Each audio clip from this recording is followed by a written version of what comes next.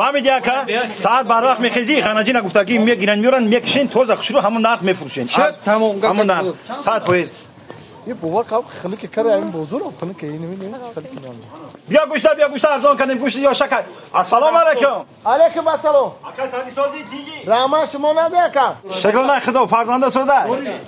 گوشت یا شکر نه کشته مینا خانجی یا شکر 2 کیلو گوشتک بخری ببری یا قطعه کنی خانه ده مورا فایرات کنی در حق بابی دعا کنیم نمیشه های نصیب باشه میشه اکا جون رحمت کار میشه من همه میشه ان شاء الله میشه هم خیلی ساخته اکا عمیق فایرات میکنیم انا خیلی جورا خیلی ریزه میکنیم مایده ریزه میکنی که یا میشکنی ده اسرف نشود سودا دینگی ده امروز سوستر دینا کم در خنک بود هوا مردم کم بر اومد آخه بزرگ کم در اومدن خیلی السلام علیکم علیکم السلام سلامتی خوبه اکا تیجی رحمت اکا جون کجایی ده میگم کار میکنی که راه تونیم با پیش ما تاکید کاری دولت اکا سلامت باشی مرحمت کنه اخی گوش بگیرین اکا میشه بچه چه خیلی بچه هستی کم تر سختایی بکیرم کم 2 کیلو گوشت بگیری خانه ببری اوقات کنی مرا کدی یکم فایرات کنی بخریم در حق بابی دعا کنیم نمیشه همین نصیب باشه خداوند راضی باشه میشه رحمت سختشانه پارتوتی این اکا جان سلامت باشی با بیاین اکا خبر بگیرین دیر خبر میگیری اکا بیا تیس خبر بگیرین همین دکانی ما اکا جان نام حساب بگیرین فراموش نکنین سیو خلاوی السلام علیکم علیکم السلام تو دی اکا سعدی سخته گوش نمیخرم سلامتیت خوبه مرحمت گوشی یا شکر اقلا 1 کیلو هم نگیری 2 کیلو هم نگیری 1 کیلو بگی همین را بر خونه تا یا قطعه که با مزه که مورا کدی اکم فایرات که ما بخریم در حق بابی دعا کنیم نمیشه اکا جان شما تشویش نکشید دینشا بابیم در خوم در اومد گفت که اکرش که قطعه میشه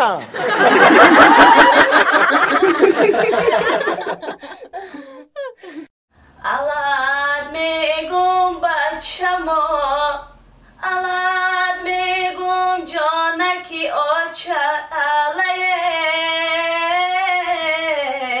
Alayo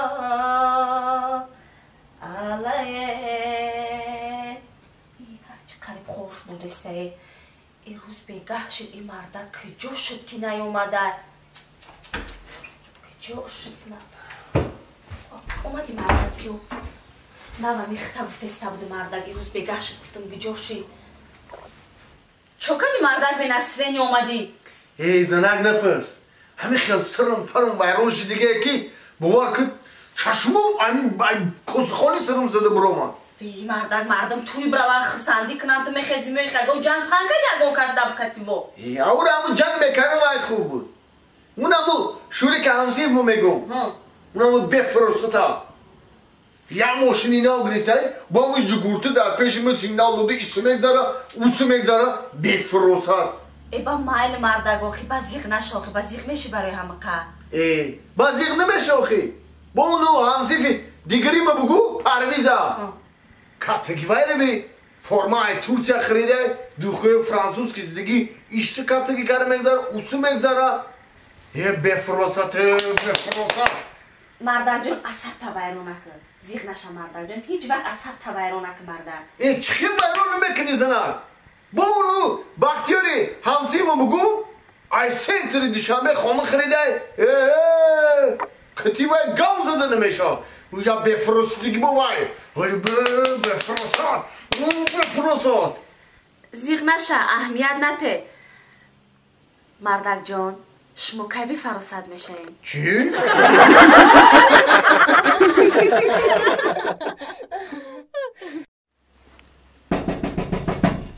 اومدم بیا مردک السلام علیکم بیا مردک و علیکم السلام خیر خونه تیج همه نست کنید بخصوص سوز رحمت مونده بچینم زنک همی روز در جای کار دارم بله سر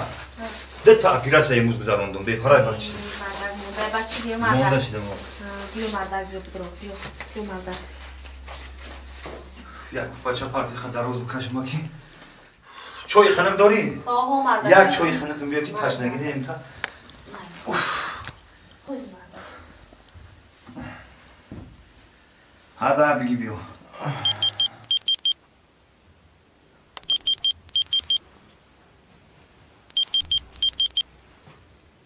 کجا شدی آخی؟ بیا ما به تو نمیتونم ما دلو میکفم به تو میمرم به تو بیا اینا مردک چه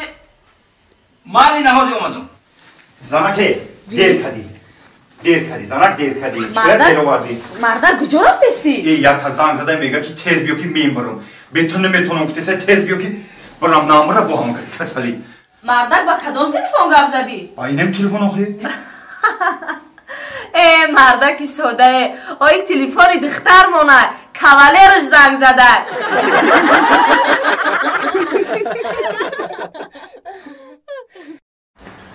مردک؟ لبا مردک تو خیلی فراموش کردی تو؟ خالی فراموش کردم روز من خیلی مردک روی سفید من خب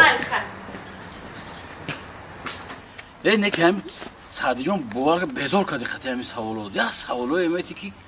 اوخه چکو کنم میگم بیا کارت بازی کنم در این خونه که نه کارت بازی درست نیست درست نیست او کارت بازی کردن ای سعدی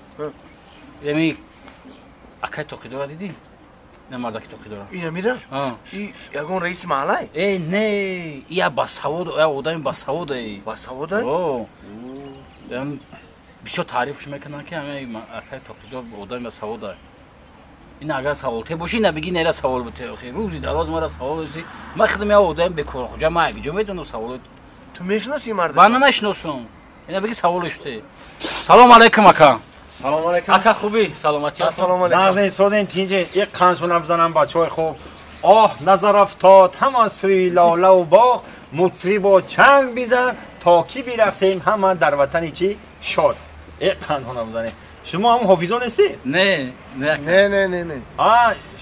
شما حافظان هستی؟ نه اکا با ما برای شما شعر خوندن هستم خیلی اکا دقیقا همه یاد سوال داشتیم خیلی سوال؟ همه یاد سوال داشتیم گفتیم هم سوالای ما را جواب میدادین اکا شما را سخت تعریف کردند گفتن همه اکای توقیدار همه آدمی با سواد همه بسیار سوال میتده گفتم من یک سوال بکنم خیر تینجه یکی بخیره؟ او بخیره همه سوال ما همیه که اکا جان در همه دنیا زن بیساره یا مرد؟